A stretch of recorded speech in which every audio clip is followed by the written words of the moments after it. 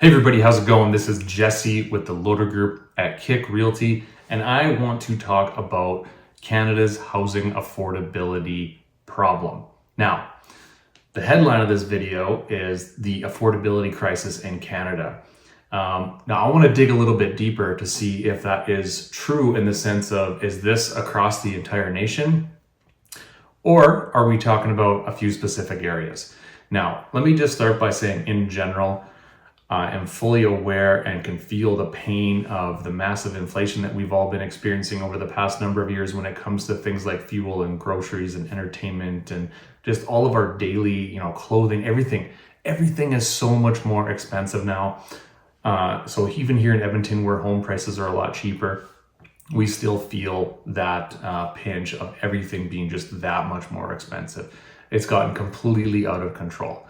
Now, this is not going to be any sort of political rant or political leanings with any which way. What I want to talk about today is just kind of where things sit between a few different cities across the country and why I think it's an amazing time to move to Alberta.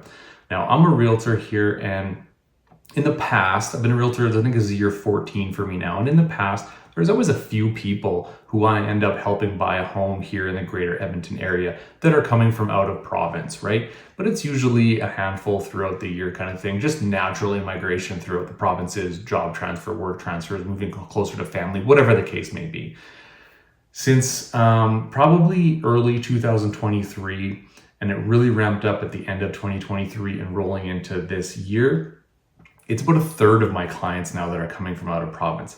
I'm sitting here right now on September 17th, and in about 2 hours, I'm headed to the airport to pick up some folks who are coming in here from Vancouver. They're purchasing a home in Leduc strictly because of affordability issues. So I wanted to share some data with you on just the general affordability of housing amongst different cities. Now, we all know Vancouver and Toronto is crazy. Affordability has gotten completely out of control.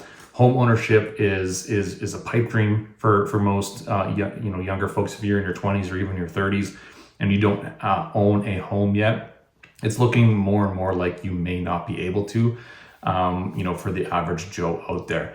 So here's a couple quick statistics. Now, this is from the RBC Housing Affordability Index. The latest one that I can find was the end of 2023. Now, keep in mind that these numbers are probably slightly higher than they are today, simply because interest rates have now come down. Okay, so that's a huge factor in when calculating housing affordability. When the interest rates were, at the end of 2023 to now, they were a full point higher than they are. So that does make a difference. So I would suggest the numbers are actually slightly lower today, sitting here in the late summer of 2024 than they were at the end of last year. Okay, but here's some stats for you. So Vancouver, I'm not picking on Vancouver, one of my favorite cities, absolutely love it there. Looks like an amazing place to live. It's certainly an amazing place to visit. Their housing affordability, so what that means is, based on people's income versus the average cost of a house, like what percentage of your income is going towards being able to have a home, to home ownership. 106%. It's not affordable. It's not attainable for the average person. It just isn't. Toronto, it's not much better. 84.8% of your income is going towards housing. Insane. Calgary, 48.3%. Ottawa and Montreal are even higher than that. It's absolutely insane. Now, we got Edmonton, 36.8% of people's income goes towards housing. Now, that's significantly less than anywhere else in the country. And in 2021, it was only 30%. So it's increased almost 7% in about 3 years. But like I said, I actually think that 36.8, same thing with Calgary, same thing with Toronto, same thing with Vancouver, those are all going to be slightly lower today than they were when this latest report came out. But it just illustrates the point that, Edmonton is the most affordable city to live in the country.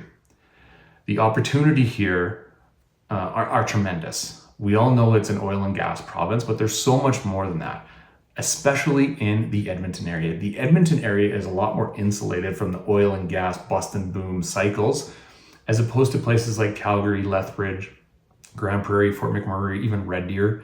Okay, they're a little bit more diversified in the economy. So Edmonton itself is positioned very, very well for the future. It likely will not react as violently to the oil and gas boom and bust cycles that we're going to see happen in the future. It's just going to happen. It's typically about every 7 years or so. Okay, so Edmonton is positioned perfectly. So if you're thinking about moving to Alberta, if you're a skilled laborer, if you're a professional, if you're a doctor, a lawyer, whatever, it doesn't matter. There is a ton of opportunity here for you, and I think it's a tremendous place to live. So listen, there's pros and cons to everything, right? I do not dispute that living in places like Toronto and Vancouver is probably nicer than living in Edmonton. I get it, all right? Our weather, yes, weather is not ideal. Now, realistically, once you're here, once you've lived here for a few years, it's really not as bad as I think people make it out to be. We definitely get the really, really cold snaps. They generally aren't more than a couple weeks in the dead of winter. Does it suck when that happens? Yep, it does. But we have amazing summers. They're not as long as we'd like to be. I talk about with this my friends all the time when it comes to like the golf season and things like that. Like honestly, if it was 3 weeks more on either side, we're talking about a 6-week difference throughout the year, it'd be perfect. I wouldn't complain, but that's not the case. It is what it is. So the weather, not ideal compared to some other parts, even within the country. I totally get it. Now, Edmonton and area, I think is a very, very underrated place to live. It is absolutely stunning. It's absolutely beautiful. The Edmonton River Valley has more area than like Central Park. It's even talked about becoming a UNESCO World Heritage Site. Just because of its vastness. It's an amazing, beautiful place to visit, bike ride, walk. There's tons of stuff going on all the time. Edmonton is called the festival city. There's festivals all year round. It's not just in the summer. And if you are looking for an opportunity to increase your family's affordability, I think it's a great place to check out and explore. Personally, I've lived outside of Edmonton and within Edmonton.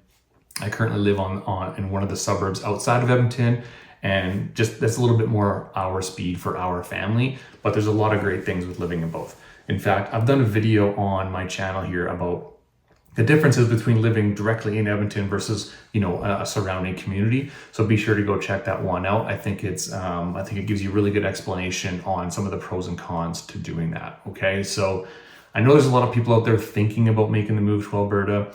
I've helped a ton of people find their home here in the greater Edmonton area, as well as some of my partners who I work with down in Calgary or Red Deer or wherever. So wherever you want to go to Alberta, we can definitely help out with that. If you want questions about, specifics as far as like the area and schools and shopping and like amenities and stuff like that, be sure to reach out. I'm always happy to chat with people. I'm looking forward to helping more and more people move to Alberta this year. And I think it's an amazing move. Home prices have gone through the roof. They're still not cheap here, but for the amount of opportunity, the likely increase in wage that you would get from being in Alberta versus most other provinces, combine that with the significantly lower home prices, I think it's an amazing move. You can still get an awesome house here for $400,000. So hope you found this helpful. Please make sure to go check out my other videos, like, share, subscribe, all that stuff. Just out here grinding, trying to get as many people as I can to move to our amazing province and our amazing city. And we'll see you on the next one. Thank you.